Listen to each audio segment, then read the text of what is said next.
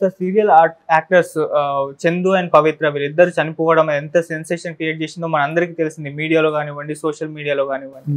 అయితే దీని పట్ల హీరో నరేష్ గారు మాట్లాడడం జరిగింది సార్. అంటే పవిత్ర గారు చనిపోయిన తర్వాత చందు ఎటువంటి ప్రాబ్లమ్స్ అయితే ఫేస్ చేస్తారు, ఎటువంటి సిచ్యువేషన్లో ఉన్నారో అటువంటి నేను కూడా ఫేస్ చేస్తున్నాను, ఒకవేళ ఫ్యామిలీ మెంబర్స్ ఆయనకి తోడుగా ఉండుంటే ఖచ్చితంగా ఆయన బతుకుండేవాడని చెప్పేసి నరేష్ గారు మాట్లాడడం చూస్తున్నాం.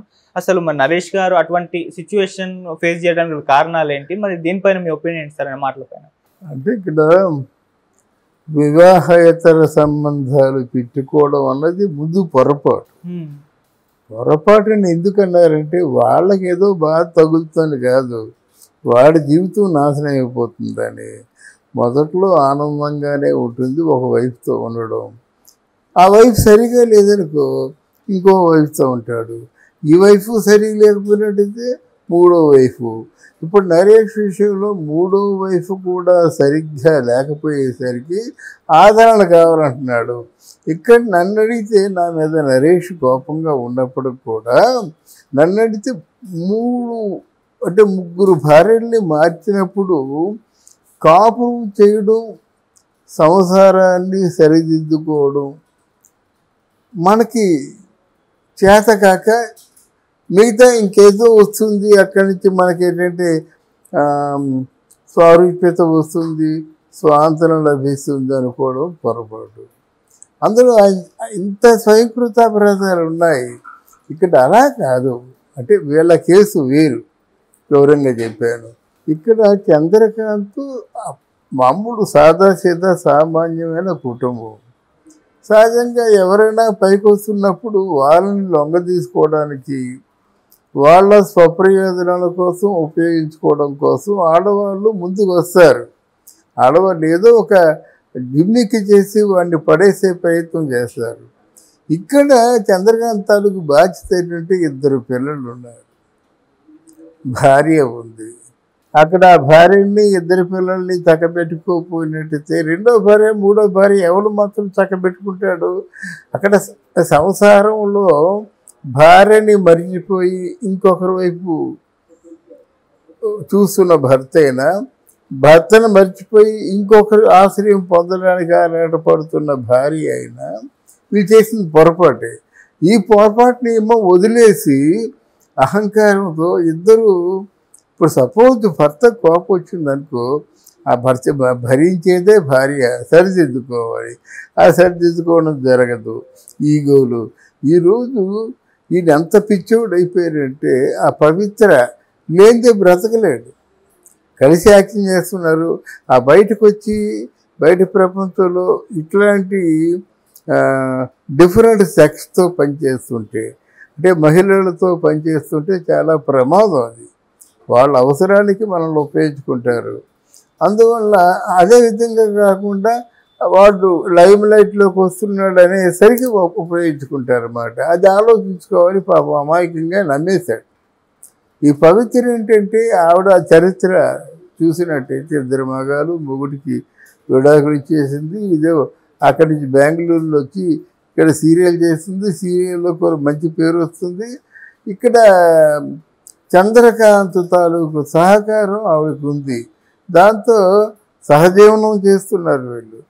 సహజీవనం చేస్తున్నారు అంత మాత్రంలో వీళ్ళు ఇల్లు మర్చిపోయి, ఆ శిల్ప అని ఒక భార్య ఉంది ఆయనకి, ఆవిడ పేరు శిల్ప, అసలు చూడకుండా, పిల్లల్ని చూడకుండా ఆ 24 గంటలు సీరియల్స్ వీళ్ళు వేరే కాపురం పెట్టారు. ఎవరు? పవిత్రను చంద్రకాంతను. ఈ పరిస్థితుల్లో వాళ్ళు ఆ పవిత్ర కూడా ఆ యాక్సిడెంటు ఏదో అనుమానాస్పదంగా ఉంది అని అంటున్నారు. ఆ జోలికి మనం వెళ్ళొద్దు. కానీ తర్వాత ఈయన తేరుకోకపోవడం అన్నదే ఆయన తాలూకు బలహీనత. చచ్చిపోయింది కదా, బలంగా ఉంటే ఇప్పుడు అవిటిదైపోయిందనుకో, అంగవైకల్యం ఉందనుకో, ఆమెను గురించి ఆలోచించవచ్చు. షీఈ్ నో వేర్, ఆ చాప్టర్ ఈజ్ ఓవర్. ఆయన వాడు అదే మనసుతో ఉంటూ అదే ఆలోచనతో ఉంటూ ఆయన కృంగిపోవడం అన్నది ఇంట్లో వాళ్ళు తప్పు. ఇంట్లో వాళ్ళు తెలుసు కదా, అది ప్రాణప్రదమైనటువంటి అమ్మాయి చచ్చిపోయిందని పవిత్ర. కొంచెం ఎక్కడికి వెళ్ళొద్దు, మీ మనసు బాగాలేదు కదా, కొన్నాళ్ళ పాటు ఇంట్లో ఉండండి, ఏదో జరిగింది జరిగిపోయింది, నేను మీకున్నాను అని చెప్పేసి అవకాశం తీసుకుంటే బాగుండేది. అది తీసుకోకపోయేసరికి మామూలుగా అలవాటైన మందే కదా, పవిత్ర ఆయన కలిసి మందు తాగేవాడట. ఈయన కూడా మామూలుగా మందు లేకుండా ఉండలేకపోయేవాడు అనమాట. సహజంగా మందు ఎప్పుడైతే ఎక్కువైందో బుద్ధిని కోల్పోతుంది. ఆ మందు తాగే ముందు ఏ ఆలోచనతో అయితే ఈరోజు ఎలాగైనా చచ్చిపోవాలి, ఈ పేడ విరగడైపోవాలని తనను తాను నిందించుకుంటూ మొదలు పెడతాడు. అక్కడ కొంచెం ఒక్క క్షణం తన ద్వారా పుట్టిన పిల్లల గురించి కానీ, అరే 3 ముళ్ళు వేసినటువంటి భార్య కదా, వెళ్ళిపోయింది, నేను తప్పు చేశాను, కాలు పట్టుకుంటాను, ఆవిడ్ని వేడుకుంటాను, మళ్ళీ జీవితం సాగిద్దాం, ఎందుకంటే నా పిల్లలు ఉండిపోయారు కదా అక్కడ అని ఆలోచించుకుంటే ఉరిపోసుకోడు కదా.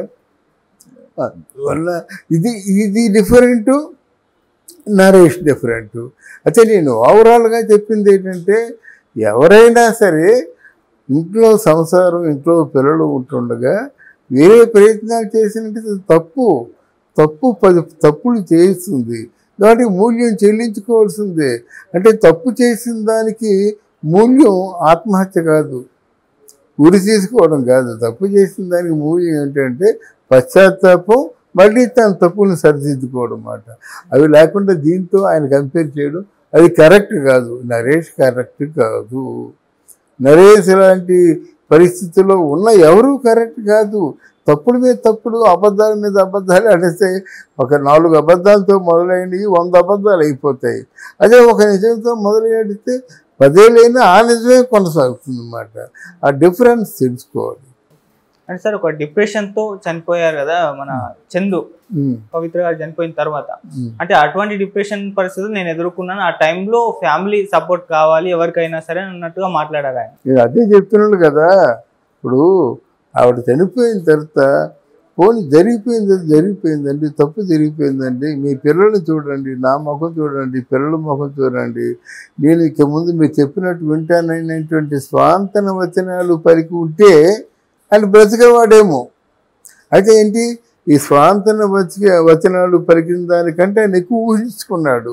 అంటే పవిత్రం లేని జీవితం నాకు వృధా అనుకున్నాడు, ఓ డెసిషన్కి వచ్చాడు. అది అందువల్ల ఈ మన నరేష్ గారు అలాగా అంత డిప్రెషన్కి వెళ్ళిపోడు, డిప్రెషన్కి వెళ్తే అంత తొందరగా కోలుకున్నాడంటే విజ్ఞత ఉన్నవాడే అని అర్థం.